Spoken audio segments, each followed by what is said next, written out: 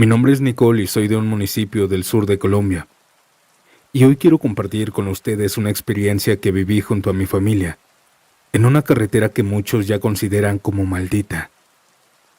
Y es que hace 5 años ocurrió un trágico accidente en una vía que conduce a mi ciudad. Un taxi se estrelló de frente contra un vehículo de carga pesada en una curva muy cerrada. El impacto fue brutal, y lamentablemente murieron los 2 hombres que iban en el taxi. Eran hermanos y amigos muy cercanos de mi papá. Una semana después del accidente, mis papás, mis hermanos y yo tuvimos que viajar desde muy temprano a otra ciudad. Todo transcurrió con normalidad durante el día, pero se nos hizo tarde para regresar, así que no teníamos otra opción que volver esa misma noche. Viajamos por esa carretera después de las 7 p.m. Siempre ha sido peligroso. Es una vía solitaria, oscura, donde es común escuchar de robos y accidentes. Sin embargo, lo que uno menos piensa es en lo paranormal. Aquella noche lo sobrenatural se hizo presente. Cerca de las 8 de la noche ya estábamos por llegar a nuestro pueblo. Pero justo cuando pasamos por la curva donde ocurrió el accidente de los hermanos, algo completamente perturbador sucedió. Mi papá iba conduciendo, yo iba de copiloto y mi mamá atrás, con mi hermanito dormido en sus piernas. Veníamos hablando cuando de repente, un camión de carga apareció a toda velocidad desde el carril contrario. Sus luces eran tan intensas que por un instante iluminaron toda la carretera como si fuera de día. Fue entonces cuando los 3 lo vimos al mismo tiempo. En la mitad de nuestro carril, completamente inmóvil, estaba la silueta negra de un hombre.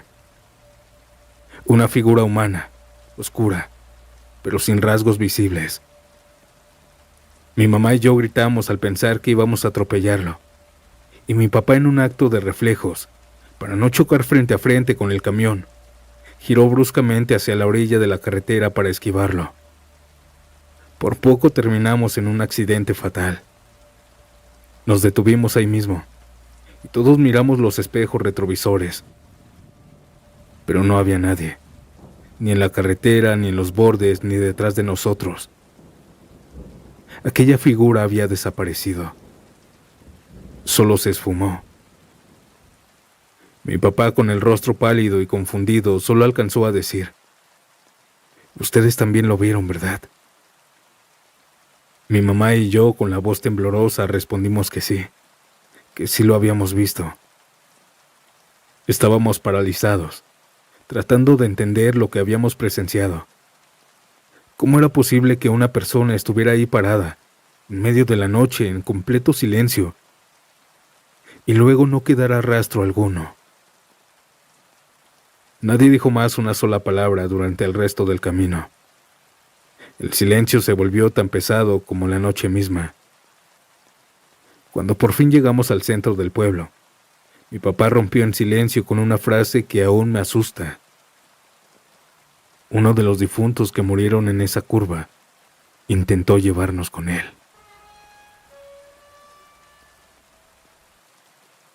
Audiencia, con esta historia iniciamos este nuevo episodio. Si eres de los que se asustan fácilmente, te recomiendo que te vayas ahora, que cierres el video, pues lo que están a punto de escuchar no es para cualquiera. Los relatos que vienen también están cargados de terror. Y si entonces decides quedarte, ya te lo advertí. Mi nombre es Santiago. Continuemos.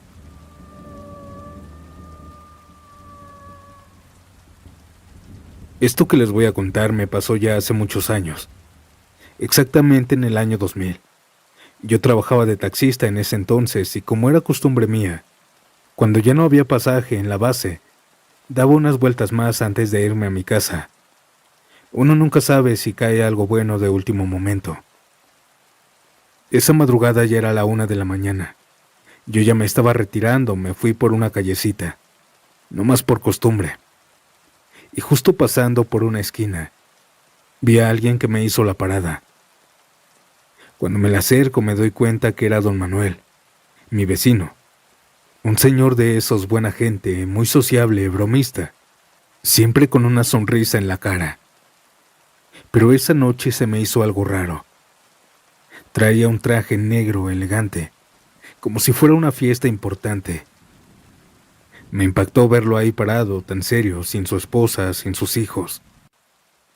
Se me hizo raro, pero paré. ¿Qué pasó, don Manuel? Tan elegante y a esta hora. ¿Lo llevo a su casa? Él solo me dijo con una voz muy seca que por favor lo llevara a su pueblo, a Jala. Yo me quedé pensando. Ese pueblo estaba a varias horas del camino. Ya estaba cansado, pero también era buen dinero. Así que dije, pues vámonos. Él se subió en la parte de atrás, cosa que también me pareció extraño porque siempre se sentaba adelante y me echaba plática. Pero esta vez nada. Le fui hablando en el camino, contándole chistes, haciéndole preguntas, pero él solo respondía fríamente, con sí, no o no sé.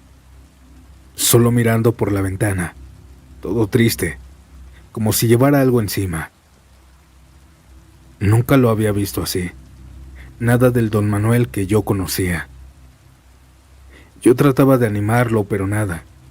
Solo me decía una que otra palabra cortante, como si estuviera muy lejos con la mente. Pasamos varias horas en carretera, todo oscuro, sin decir mucho. Al llegar a Jala me fui guiando por unas calles de terracería, de esas que no tienen lámparas, hasta que señaló con la mano y dijo, «Párate ahí». Era una casa algo grande, pero vieja, de un solo piso. Me estacioné y le dije, «Listo, don Manuel, sería tanto». Pero no me respondió. Volteé para verlo. Ya no estaba. Me bajé de golpe. Empecé a ver alrededor pensando que se me había bajado sin pagar. Caminé, le grité por las calles, pero no había nadie. Toqué la puerta de la casa fuerte varias veces y nada. Estaba completamente solo. Empecé a gritarle con coraje, no por el dinero, sino por la forma. Ahí fue cuando salió una vecina, una señora ya de edad avanzada. «No hay nadie, joven. Los dueños no están. Se fueron ayer a Santa María del Oro», me dijo desde su casa. Yo me sorprendí. Santa María del Oro, justo donde yo vivo, y donde recogí a don Manuel. Volví al taxi sin entender nada. Pensaba que tal vez don Manuel se bajó sin que me diera cuenta y corrió. Pero no era su forma de ser. Él no era así. Manejé de regreso en silencio, pensando en toda la carretera que había pasado. Aún estaba de noche cuando llegué a mi casa. La casa de don Manuel tenía mucha gente adentro, se escuchaban. Además habían luces encendidas, carpa. Yo pensé, este viejo ni me pagó el viaje y encima tiene fiesta. Me metí a la casa algo molesto. Mi esposa estaba despierta esperándome en la cama. Yo me lavé los dientes y me acosté apagando la luz. Le dije bromeando, pero con coraje. Viejo descarado el vecino. No tiene para el viaje, pero bien que tiene para la fiesta. Mi esposa muy seria me dijo con una voz fría, «No es una fiesta, amor. Es su velorio». Abrí los ojos, me le quedé viendo sin entender. ¿Cómo que su velorio? Si yo lo acabo de llevar a Jala. Ella se quedó callada unos segundos, como dudando de mí, y luego me soltó. Don Manuel falleció ayer, en la tarde, en el hospital. Lo están velando desde anoche. Me levanté como loco y me fui a su casa. No podía creerlo. Cuando llegué me recibieron sus hijos y su esposa. Me acerqué al ataúd algo incrédulo. Pero ahí estaba, don Manuel, con el mismo traje negro elegante, el mismo que usaba cuando se subió a mi taxi. No supe si reír o llorar. Me acerqué a él y le dije en voz bajita, No me hubiera espantado así, don Manuel. Hay veces que recuerdo esta historia y se me enchina la piel, pero siempre trato de ver el lado positivo. Ese viaje que hice era el que le faltaba. Saludos, audiencia, y saludos, Santiago.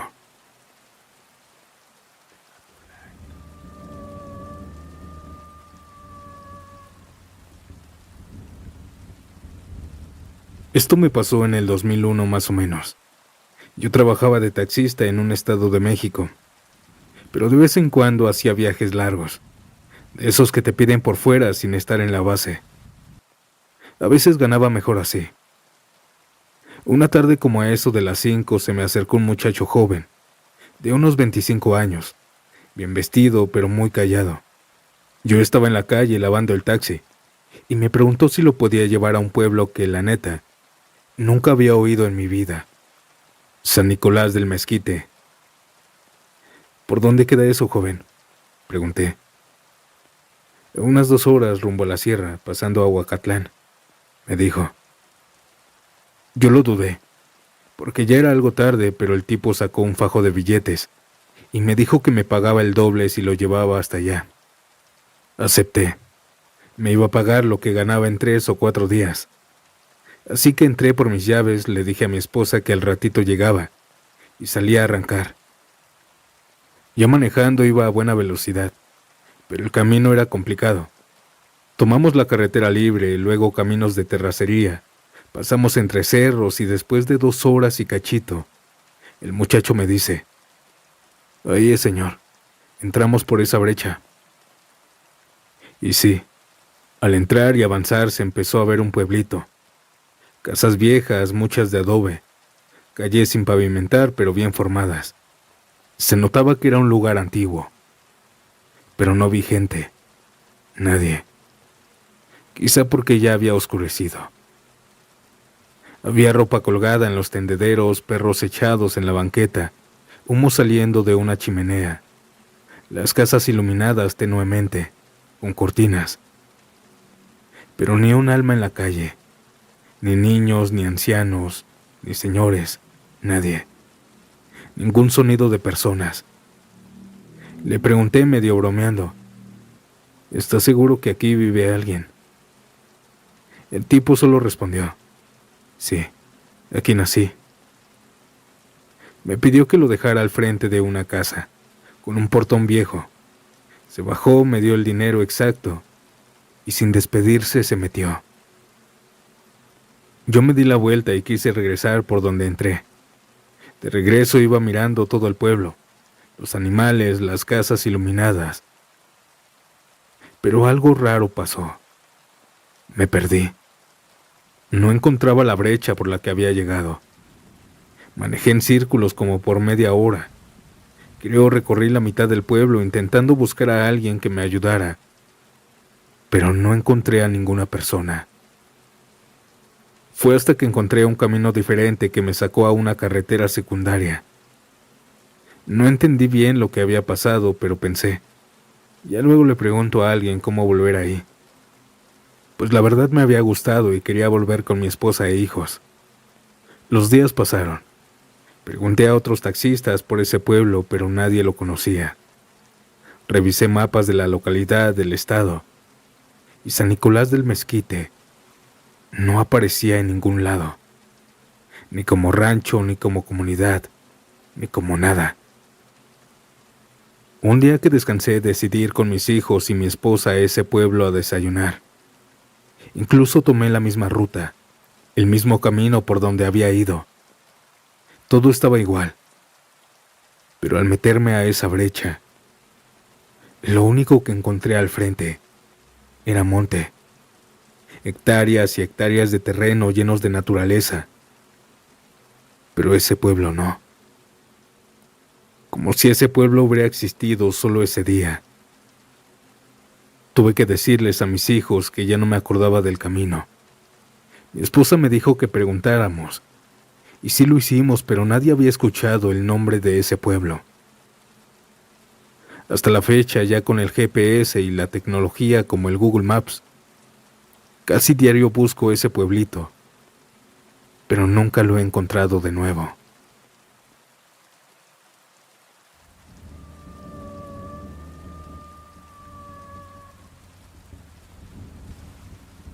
Empecé a trabajar en un taxi cuando tenía 22 años, y me acuerdo perfectamente que mis primeros viajes los hice allá por Santa Marta a Catitla.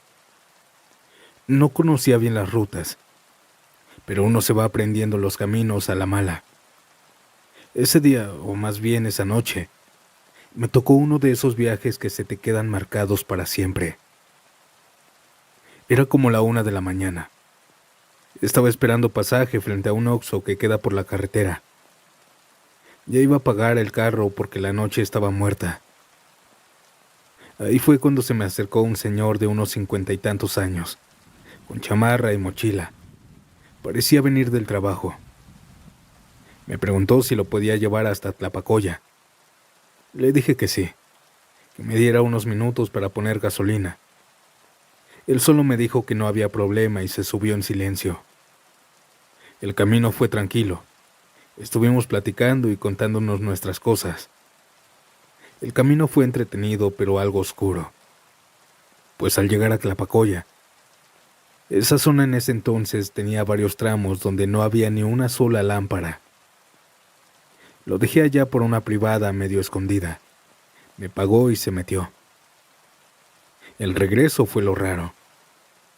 Venía ya regresando por la misma carretera, solo que ahora iba pasando por un puente bastante solitario. Y mientras lo cruzaba, vi a un niño parado en la orilla de la carretera.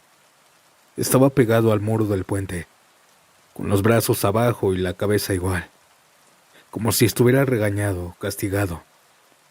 No traía playera ni zapatos, solo un pantaloncito corto. Lo primero que pensé fue, ¿qué hace un niño a esta hora aquí? Me saqué de onda, pero no frené. Sentí algo raro, como una incomodidad en el estómago. Miré por el retrovisor y el niño seguía ahí, inmóvil, con ese frío. Al bajar del puente me quedé pensando si debía regresar a ayudarlo o no. Pero no había dónde dar vuelta, así que seguí manejando. A los 2 o 3 minutos, pasando una curva, ahí estaba de nuevo. El mismo niño, parado, exactamente igual, pero ahora en un lado de una barda de piedra. Ahí sí se me puso la piel de gallina. Ya no era una coincidencia, iba solo. No había casas cercanas ni forma de que ese niño hubiera llegado hasta ahí tan rápido. Seguí manejando, más despacio, tratando de no mirar mucho a los lados.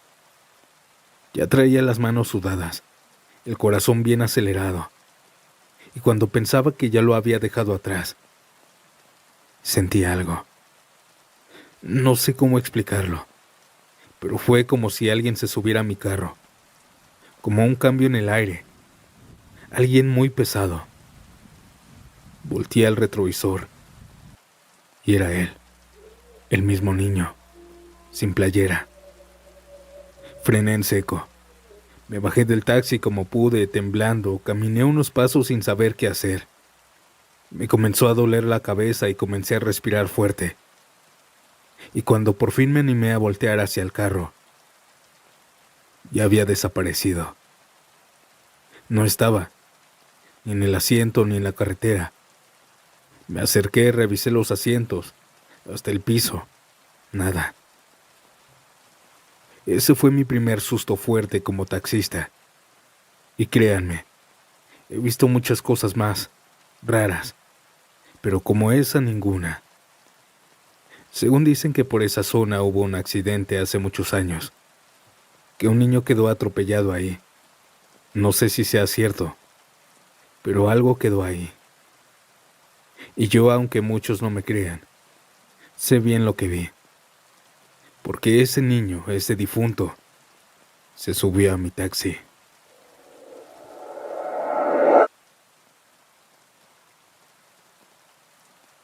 Audiencia, antes de cerrar este episodio, quiero dejarles un regalo. Un relato extra que nos lleva hasta Michoacán. Buenas noches, y yo los dejo con esta experiencia. Chao.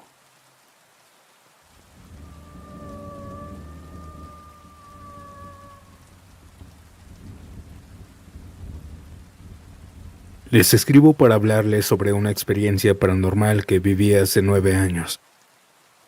Yo vivía junto con mi abuela, mis tías y mis primos.